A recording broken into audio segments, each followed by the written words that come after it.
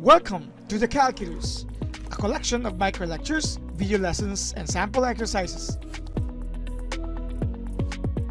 Let's compute the antiderivative of this given rational function using the chain rule.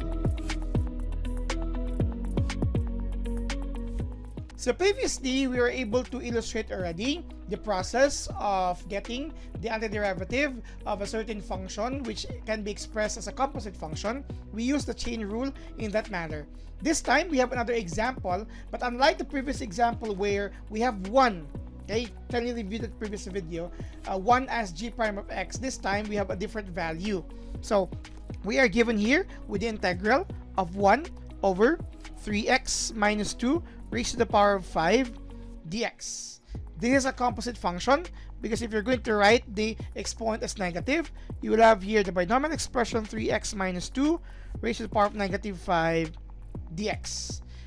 Our composite function here is actually identified as the binomial expression 3x minus 2 raised to the power of negative 5, where our f of x is the outermost function, that's x to the power of negative 5, but our x is the entire g of x, which is 3x minus 2. So this has been integrated to that x. That's why we have the negative 5th power of 3x minus 2 binomial.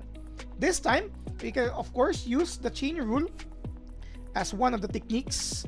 We also have another one to be illustrated and used in another video as well. The chain rule tells us that if our item or the function inside the integral is a composite function, let's say again, g of x, before providing its antiderivative, we need to introduce here its first derivative or the derivative of your innermost function with dx, before we can make its conclusion that its antiderivative is the antiderivative of your outside function with respect to the inner function plus c. Okay, so this is not yet to be identified together with this result because we don't have the g prime of x yet. Now, unlike the previous video as mentioned, where our g prime of x is actually equal to 1, then automatically we can move to the next step and use the available rules that we have learned previously. But this time, when you talk about g prime of x, unlike the previous example, its g prime of x is a derivative of this, and the derivative of that is actually 3, not 1, so it's actually 3. Therefore, what we need to integrate here before using the chain rule is the idea of integrating 3 here as a constant. Not add, but multiply that g prime of x as indicated in our chain rule. So we need to integrate that. However, here comes the however. If we are going to integrate 3 as a factor, we are now changing the given. Because in our given, it's just this. We don't have 3 here. But we need that 3.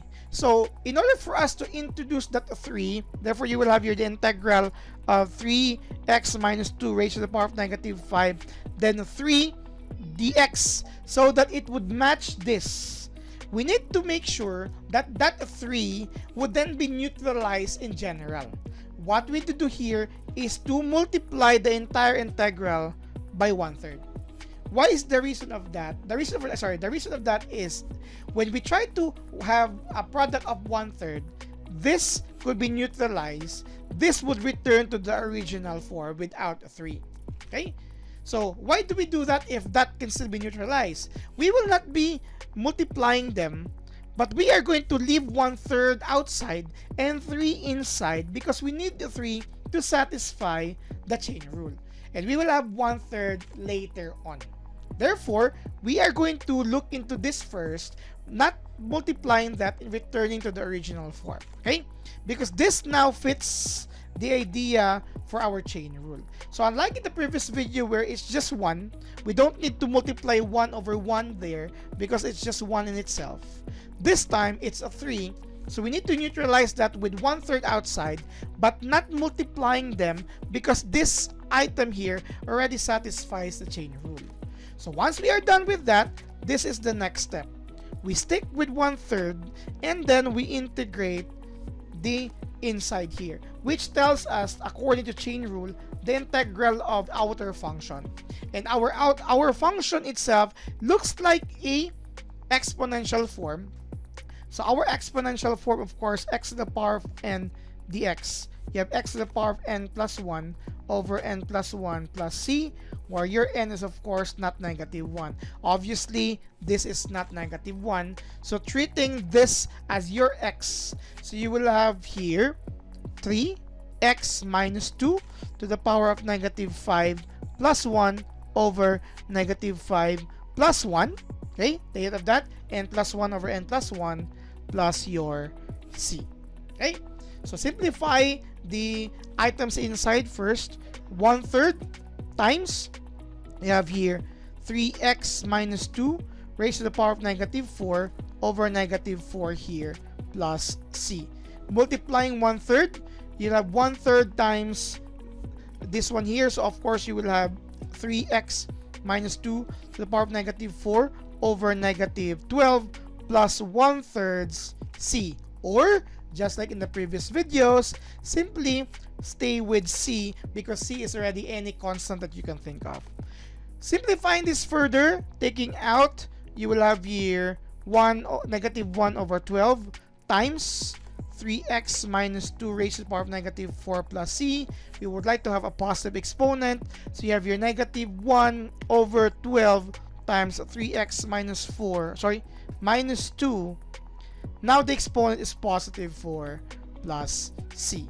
And yes, this would be the final answer. That is the antiderivative of our given function earlier, which we were able to express as a composite function of f of x and g of x, written here specifically.